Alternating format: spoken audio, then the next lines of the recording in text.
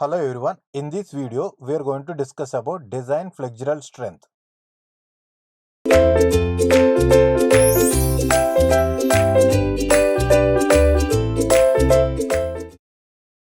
Okay, next now. So this is the classification. Now next is design bending or flexural strength. Design bending or flexural strength.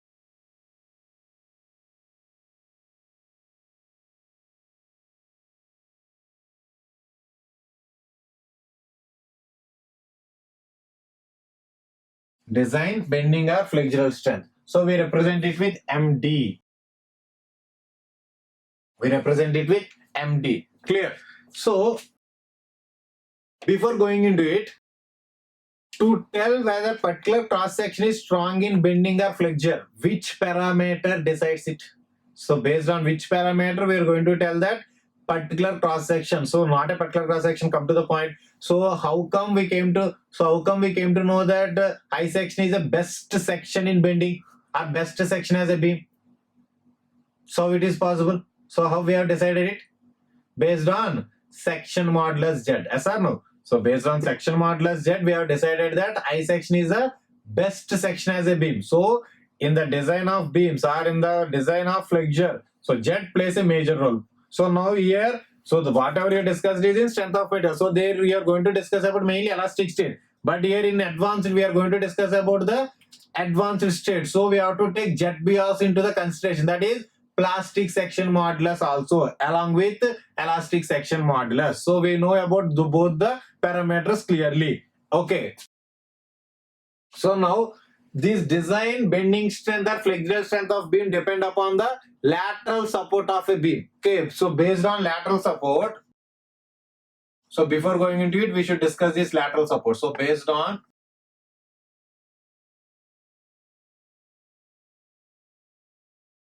lateral support of compression flange. Compression flange.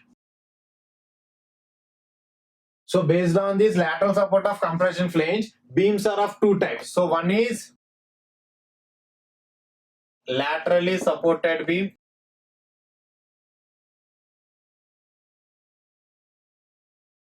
Laterally supported beam. And another is laterally unsupported beam.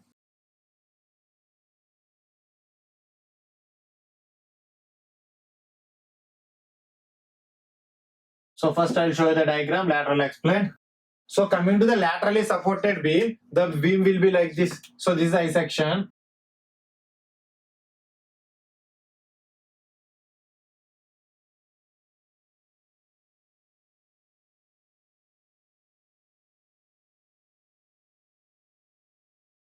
So this is I section. So if the compression flange of the I section is kept inside the slab, concrete slab like this. So this is concrete slab.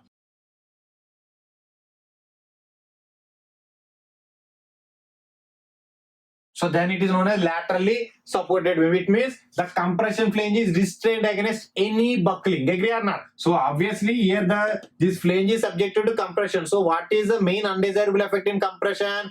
Buckling. So now chance are there for this beam, for this flange of the beam to buckle. Why? Because it is subjected to the bending compression. Okay, it is subjected to the bending compression. So if you remember, or if you memorize it, or if you recollect the slenderness ratio values, what we are discussed in design of compression number. So if you recollect the third ratio or third slenderness ratio value, what is it? For compression flange, how much the value? 300. Agree or not? So chances are there for this compression flange to buckle. Okay, chances are there for this compression flange to buckle other than bend.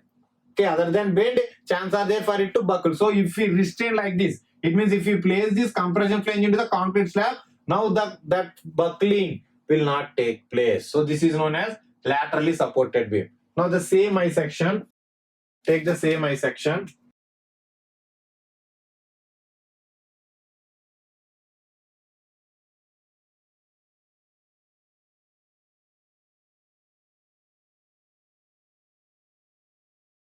So this is I section. So the slab is placed just at the bottom, at the top, not bottom, like.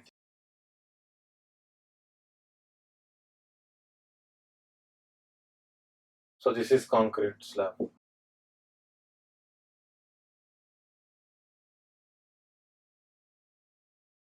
Okay, so now see here. Here chances are there for these compression flange to buckle laterally other than bending. Okay, obviously the bending will take place in these compression flange, but other than that it buckles. So now this is known as laterally unsupported beam. That is known as laterally supported beam. Now coming to the laterally supported beam, yield stress governs the design. So total design of the laterally supported beam depend upon yield stress. That's it. Okay, yield stress governs the design. But coming to the laterally unsupported beam, lateral torsional buckling. Okay, lateral torsional buckling governs the design. So it means this compression flange, other than bending, it buckles and chances are there for it to twist. So now the total design of this laterally unsupported beam is governed by lateral torsional buckling. But coming to the supported beam, yield stress governs the design. So based on these two criteria, we are going to calculate the design bending strength or flexural strength of a beam. So take it down.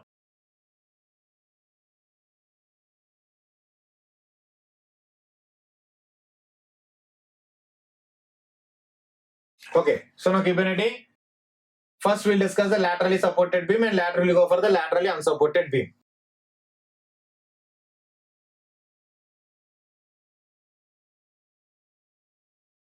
Before that, just I want to give the small example. I take a small example and I want to calculate the bending moment and shear force.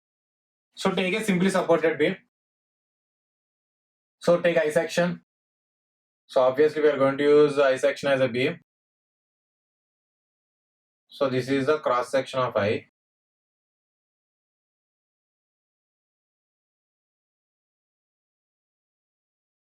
So this is the cross section of I, cross section.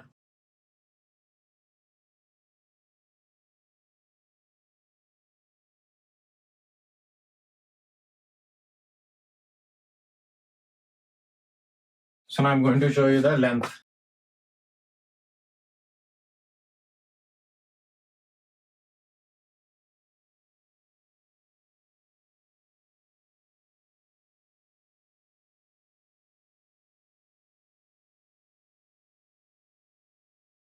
So this is one flange, compression flange or top flange, and this is bottom flange or tension flange. So now this is a simply supports. Okay, this is the support.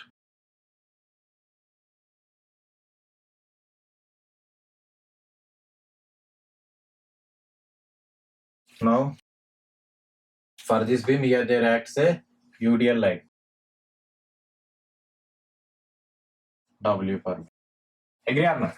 So now this is a simply supported beam of I section. Okay, simply supported beam of I section. So now here it is a reaction and here it is a reaction. So how much the reaction it is?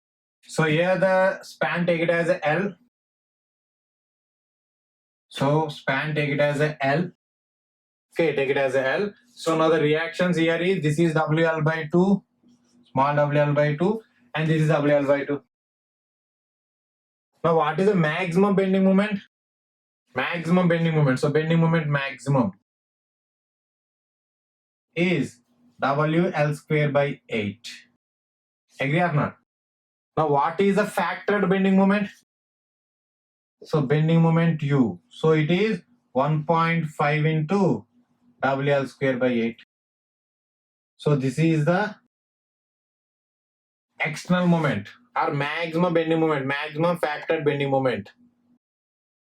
So this is the maximum external moment coming onto this cross section. So this is a factored, okay, factor bending moment. Now obviously what is the shear force? shear force is, maximum shear force is WL by that supports. Now what is the factored shear force? So we represent it V. So how much the factored shear force? 1.5 WL by 2. So these are the external effects in this beam, okay, in this I section because of the load. So this is the external moment. So 1.5 WL square by 8, and that is the shear force. So now obviously our design bending strength MD should be greater than or equal to this M. So represent it with M, simply represent it with M. So will be greater than this, and our design shear strength should be greater than that factored shear force. So this is a simple design criteria. Of course, here we are going to discuss about MD. After that, we are going to discuss about VD also. Take it off.